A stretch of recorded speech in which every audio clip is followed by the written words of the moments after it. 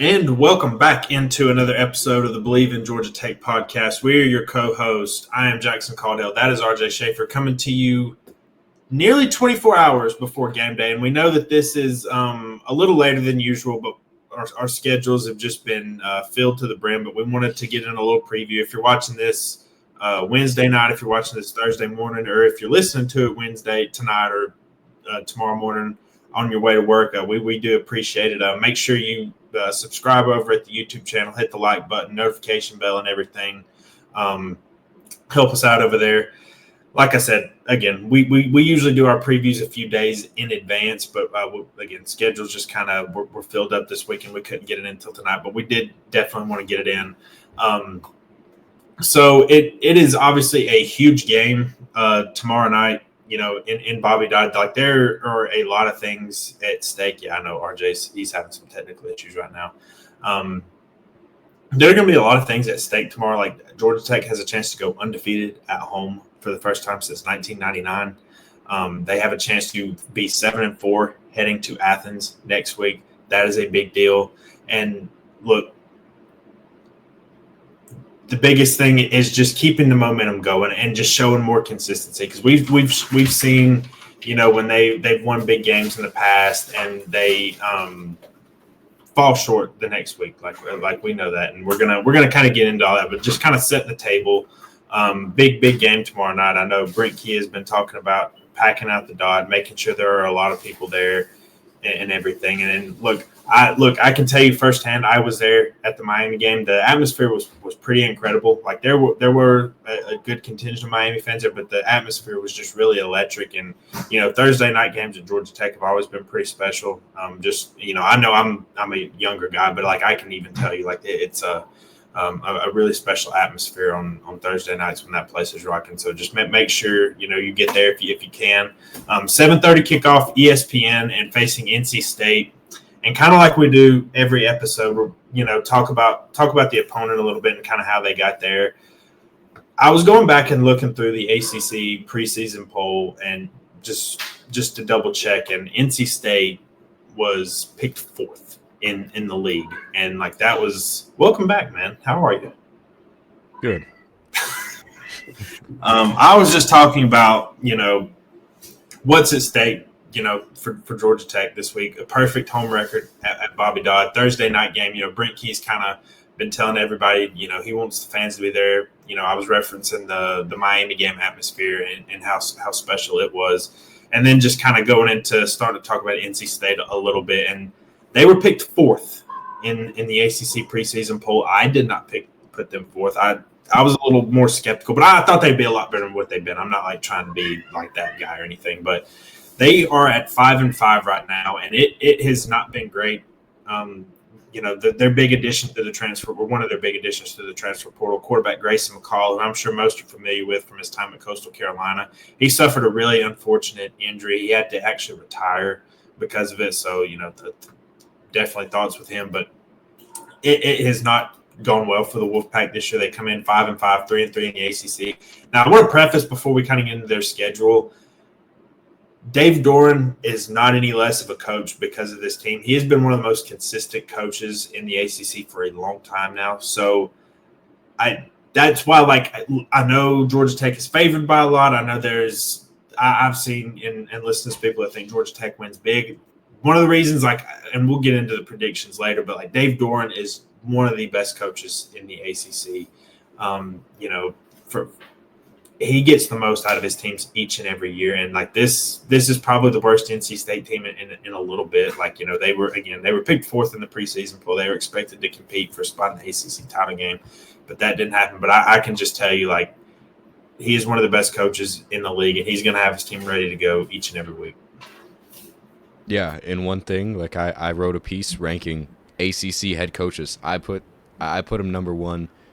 And one big thing for this game is, you know, him and Brent Key do have a good relationship. Key talked about it in his press conference. Like, he has been very good at welcoming Key to the ACC, and they are very close outside of football. And there's a, you know, mutual understanding that they are both program builders, and they both understand, you know, how to be a football coach. And I think, you know, Key's trying to transition into that role that Dave has been for quite some time.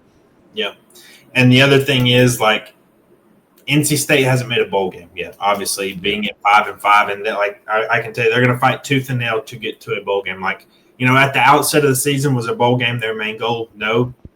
But as the season goes on, like, banking a bowl game is still a big deal for a lot of programs, and that's one of them. So they're going to be doing everything they can. They have this game, then of course they have their rivalry game against North Carolina to end the season. But they had last week off, so they've had plenty of time to prepare and just kind of going through their season. It's pretty much been rocky from the start. I mean, we kind of started having some reservations about them from week one.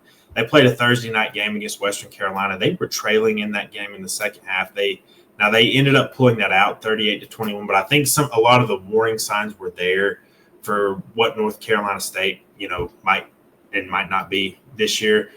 And then it basically came to fruition, last week or the week after when they faced Tennessee, got beat 51-10, and I can tell you it was probably worse than that. Honestly, like it was just a really ugly game.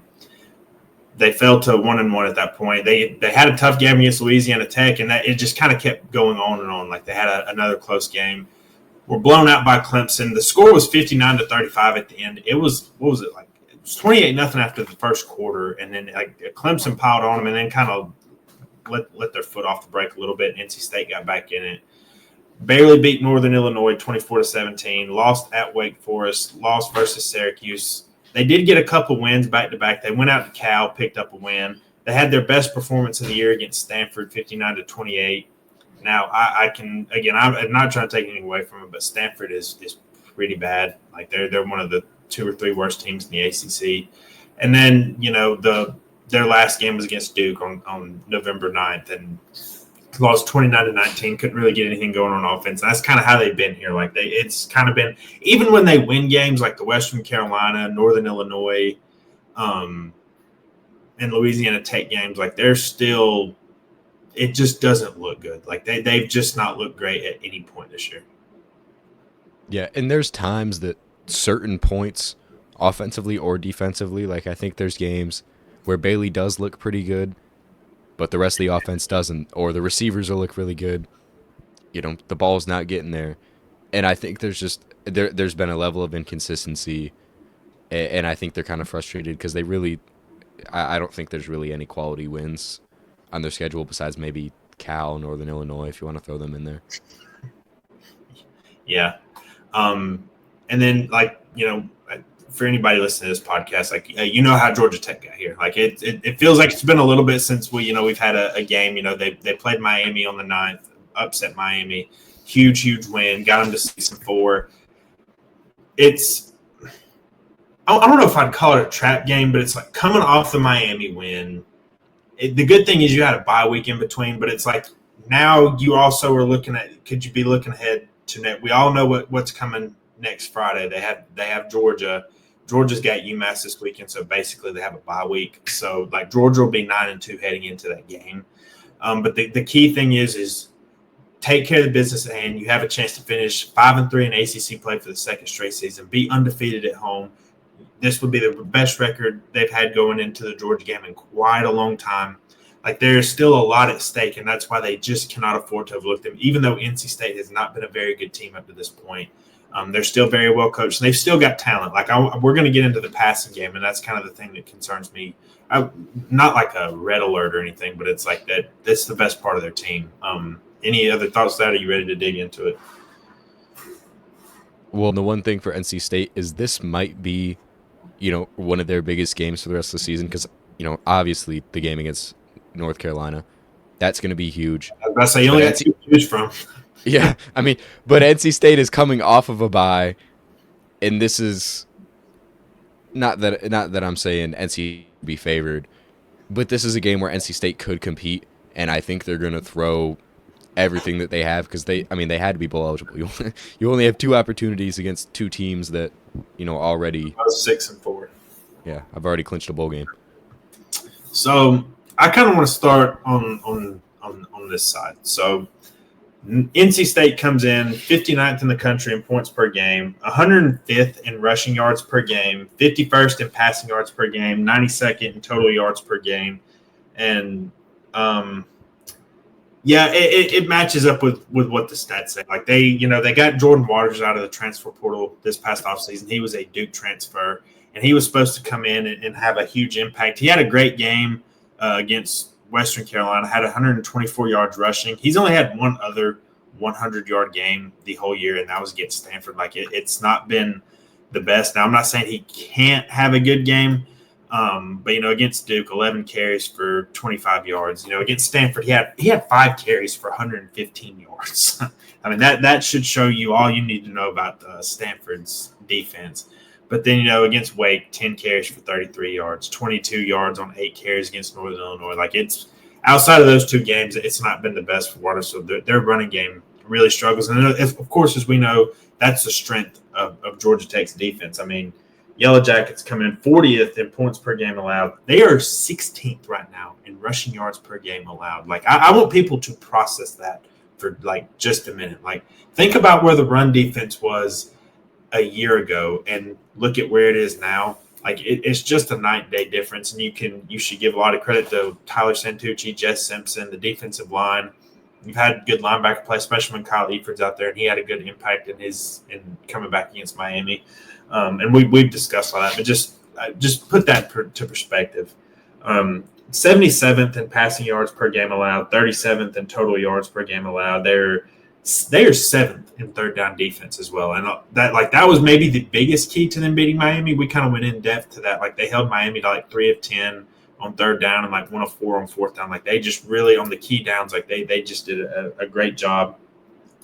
102nd in passing efficiency allowed, 115th in sacks. Like the things we've kind of talked about all year, like their deficiencies haven't changed. Like they're some of the coverage in the passing game. Like, yeah, they did a good job on third and fourth down. Miami still hit some big plays. You had the tight end having a 75-yard touchdown. You had a Restrepo having a big touchdown later in the game. Like Cam Ward still threw for like 348 yards. And again, they won the game. I'm not like trying to take anything away from them, but like passing yards have still been pretty easy to come by for some opponents, and that's the strength of NC State's offense. So once McCall got hurt, they turned to true freshman CJ Bailey. Now, if you're a recruiting nerd, like I am, like CJ Bailey, he played with Jeremiah Smith, the freshman phenom at Ohio State, the receiver. They played on the same high school team. Also, I think he was a 4 or 5 star receiver, JoJo Trader, who's at Miami now. Him and Jeremiah Smith were teammates, and CJ Bailey was a quarterback. He was really raw when I watched him in high school, but he has really progressed, I think, pretty exceptionally well. Like the first few games, of course, were, again, he's a true freshman quarterback. He's going to have ups and downs. But so he started against Clemson with 16 of 25 for 204 yards.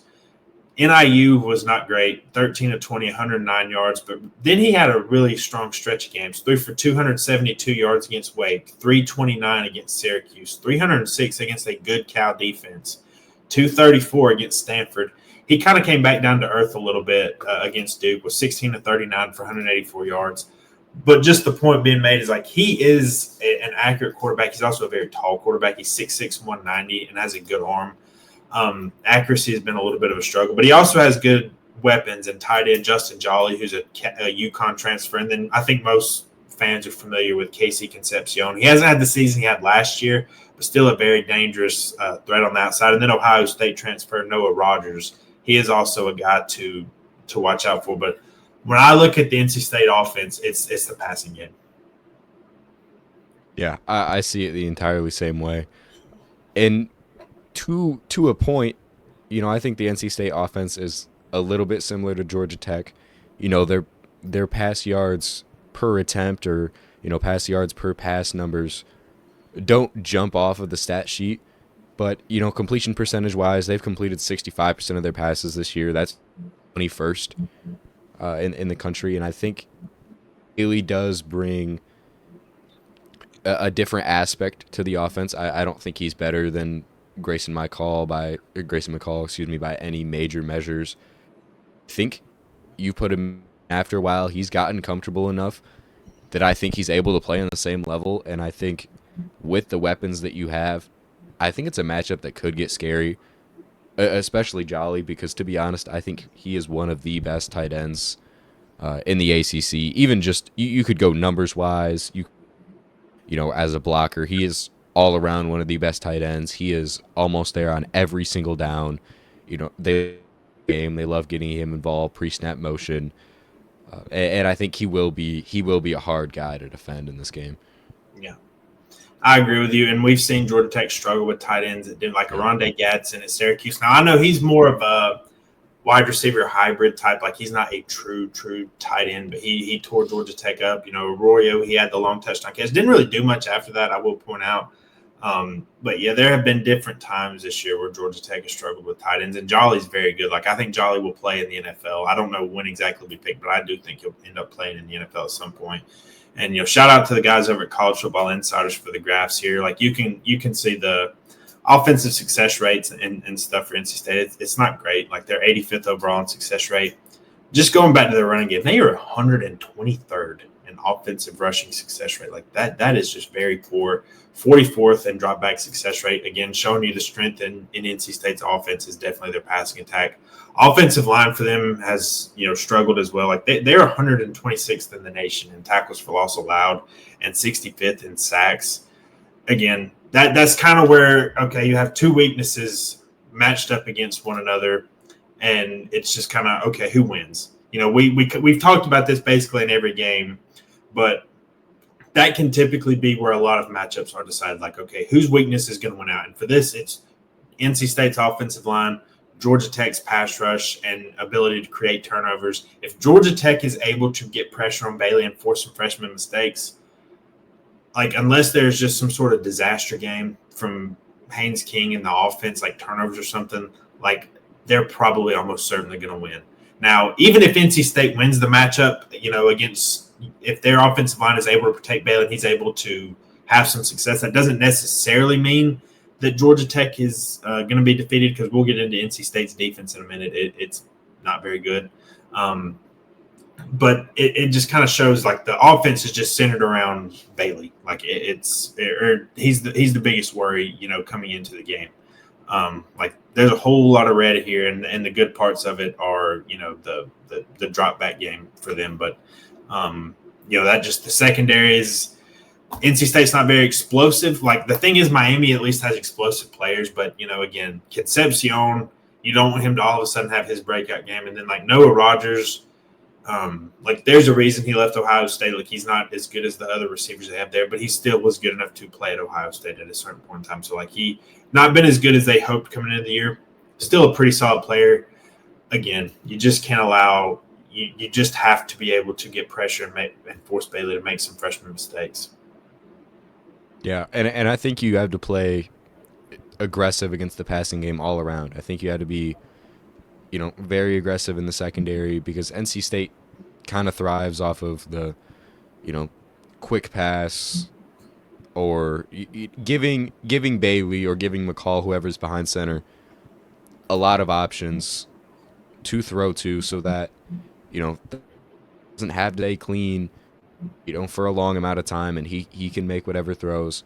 So I think you're going to see a lot of aggressive coverage out of the defense, and I'm fine with that, honestly.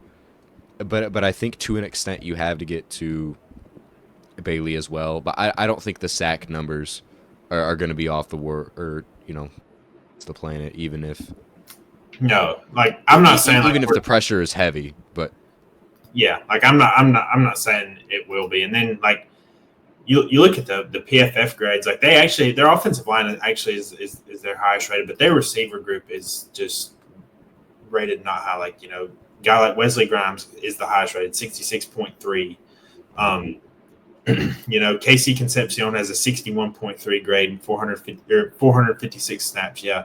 So Noah Rogers, 64.2 grade and 283 snaps. So the receivers, again, it's just been kind of the offense as a whole has been a disappointment, and Bailey's kind of injected some life into the offense. But again, I think the key for the defense is just get some pressure. The sack numbers may be what they are, but there have been times where Georgia Tech's affected the quarterback, and maybe the sack numbers aren't necessarily like they affected Cam Ward quite a bit in that game. And obviously C.J. Bailey's not Cam Ward, so the passing game is a strength of the NC State offense. I've said it a million times already, but I trust the Georgia Tech run defense to kind of handle. This is probably the worst rushing attack maybe you've seen all year. Like, well, you played Florida State, but like this one is pretty bad. So you have to keep doing what you're doing. You can't allow. Waters has had talented games in the past against far worse defenses, but you can't allow him to have a breakout game. But to me, it just comes down to preventing big time passing plays and explosiveness.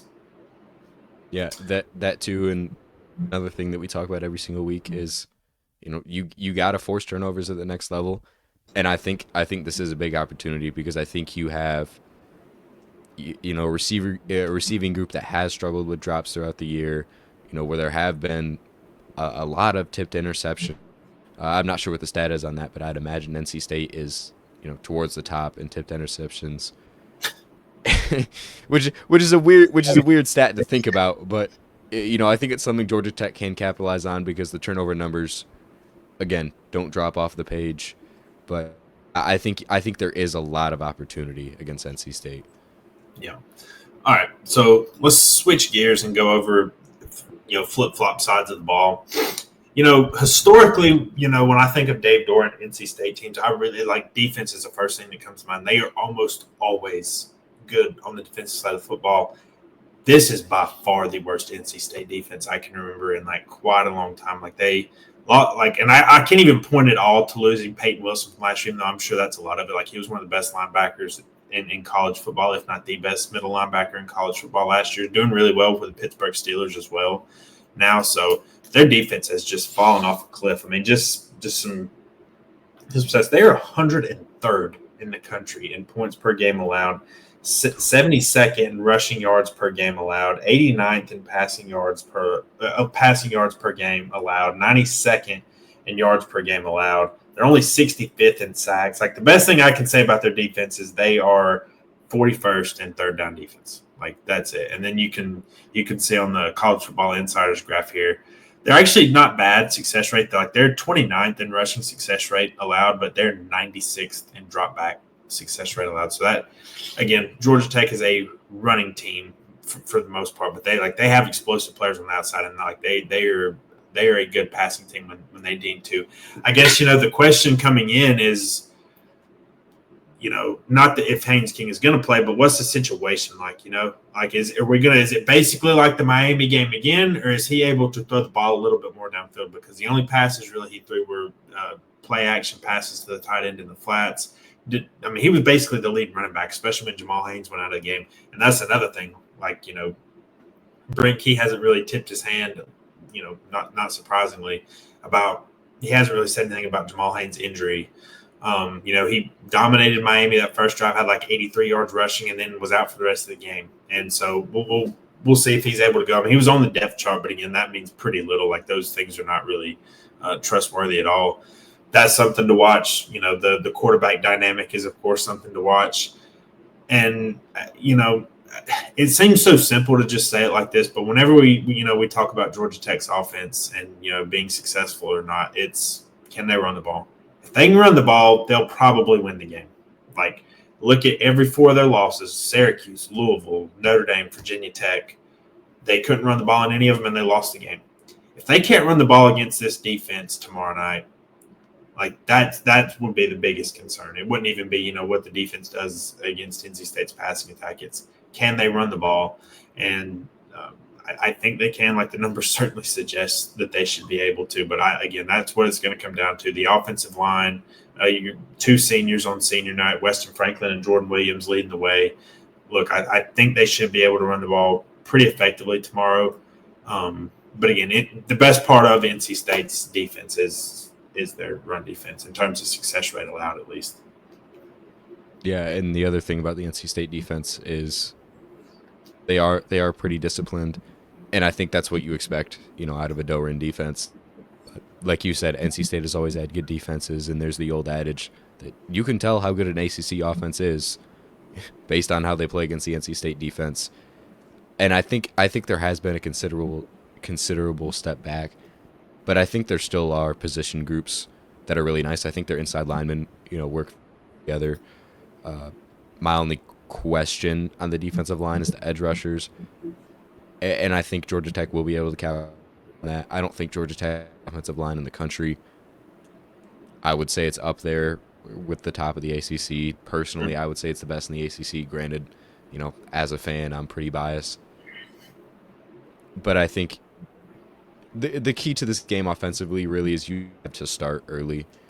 Like, you have to score early, whether that's 3.7 points doesn't matter. I don't think this NC State offense is very explosive. We saw that 2 weeks ago when they played Duke. I think the key is get Jamal Haynes involved if he will play. Besides that, I think the plan that Georgia Tech has stuck to this entire year, the heavy motion offense. Again, I don't think it's going to confuse NC State, but I think it brings a level, of mystery where some plays, that are explosive. And that's what we've seen through Georgia Tech throughout this year. And that's why they're, really one of the best offenses in the conference. Excuse me. Yeah.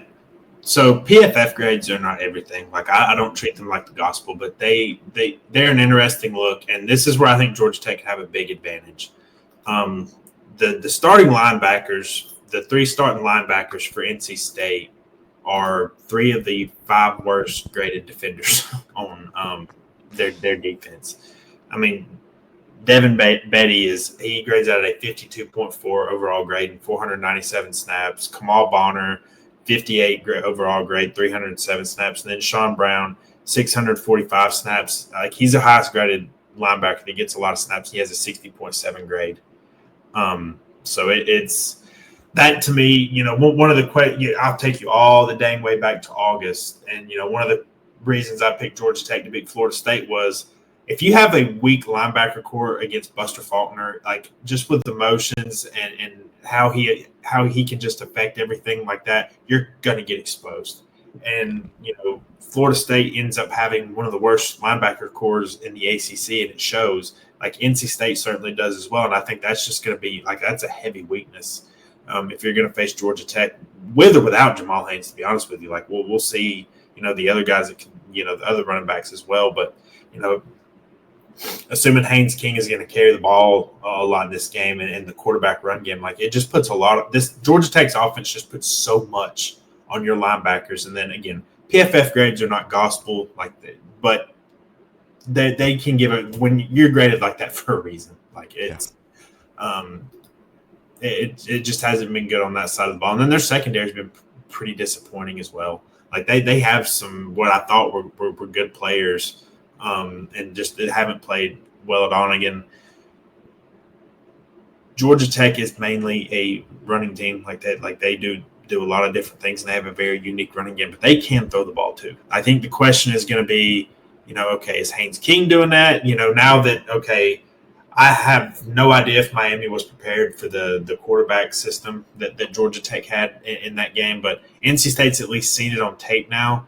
So, like, there's going to be some different things, associated with that. We'll see how it plays out tomorrow. That's one of the things I'm looking forward to watching in tomorrow night's game. Maybe Haynes King just goes in there and just plays every snap, like he normally would. Or maybe it's, okay, Aaron Philo's got to come in if we're in an obvious passing situation.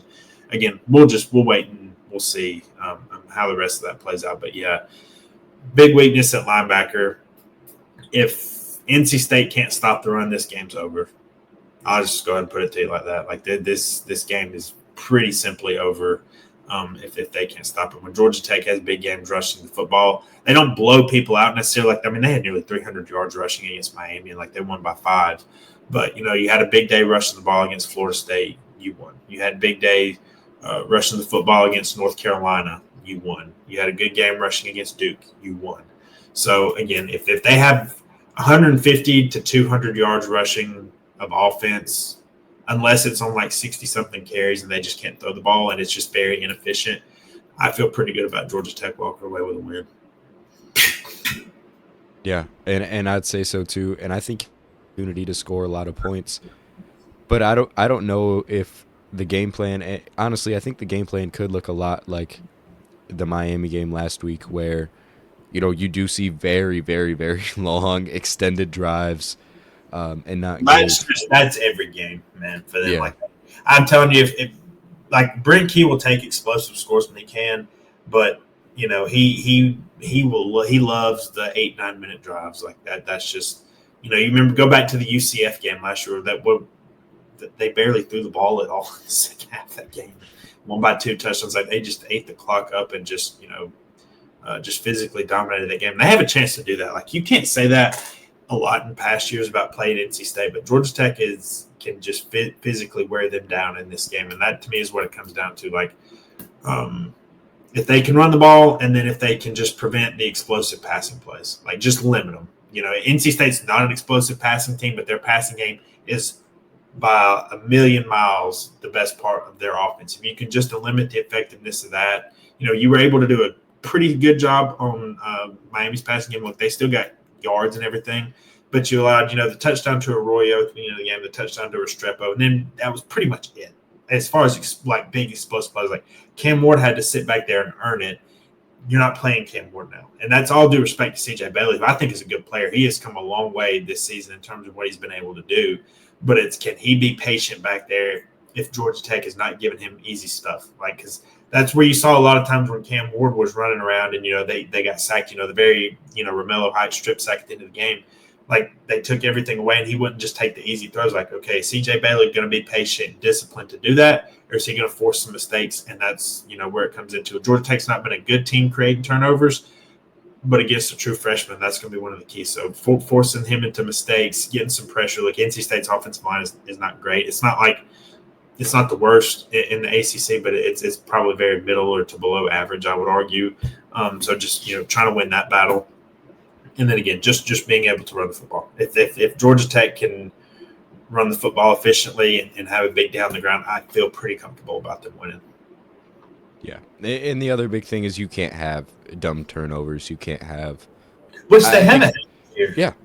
Yeah, I think I to be fair though, I think that is the one path NC State has to winning. Sure. I don't think NC State is an amazing team by any means, but if the game's close, late in the game you have a turnover,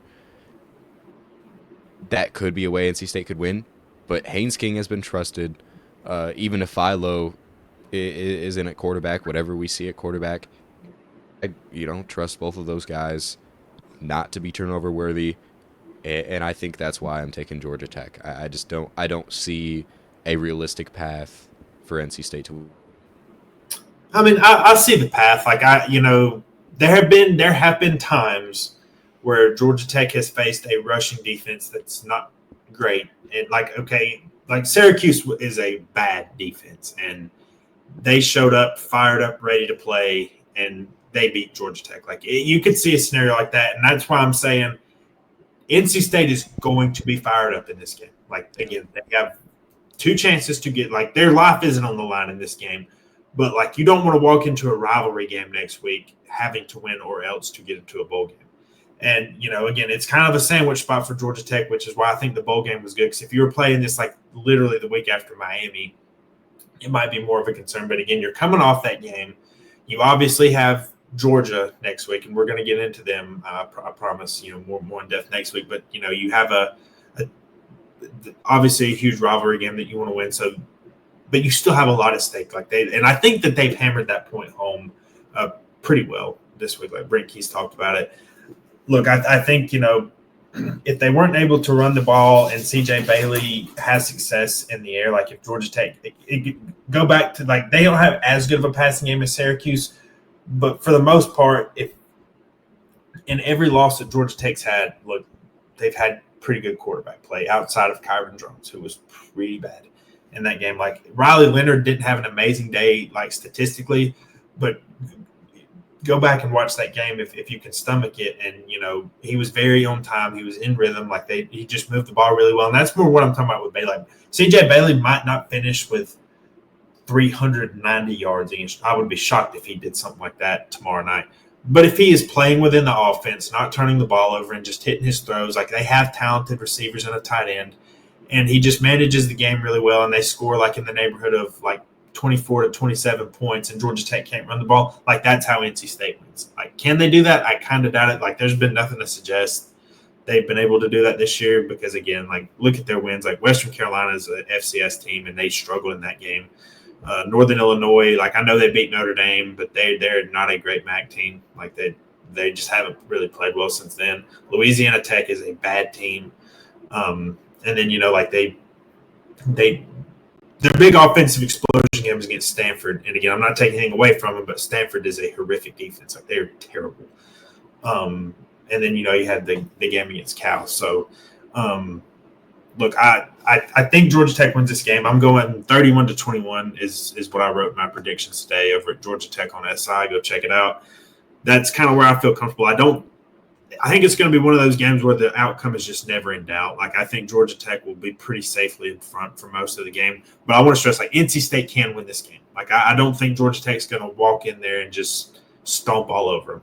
Now, there is a scenario, like, I do think if NC State has some struggles early and you have a good crowd and the atmosphere is really good, senior night and everything, things can start to snowball quickly, like in the first quarter. Like, if you make some mistakes and Georgia Tech breaks some big runs, that could, happen in this game. But I don't think it will. Like, I just think Georgia Tech's going to be firmly in control of the run game. I don't think NC State's going to be able to create any explosiveness in the passing game.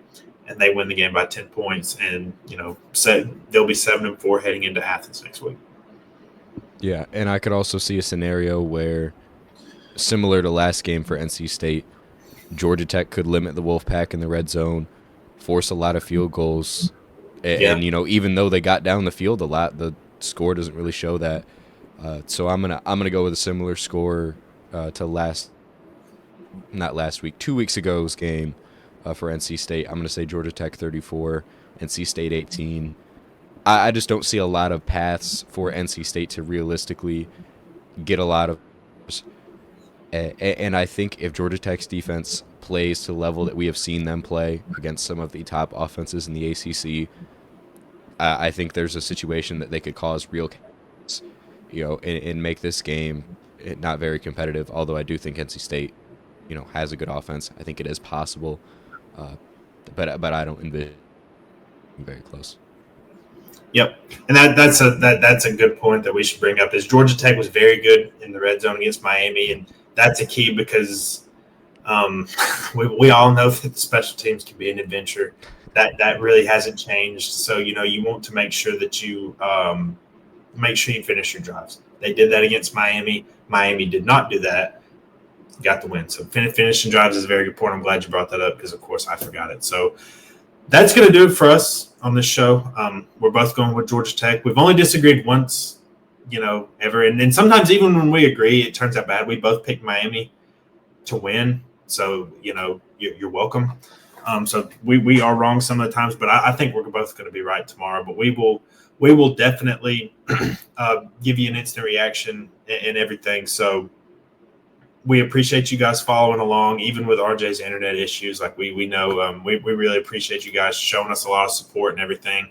Be sure to subscribe to the channel, like the video, follow us wherever you get your podcasts. We would greatly appreciate it. Spotify, Apple Podcasts, wherever you do that. Appreciate you guys listening and tuning in. I know our schedules can kind of get wonky sometimes, so we're not on a pitch perfect schedule, but we appreciate you guys tuning in and listening, and we will see y'all next time.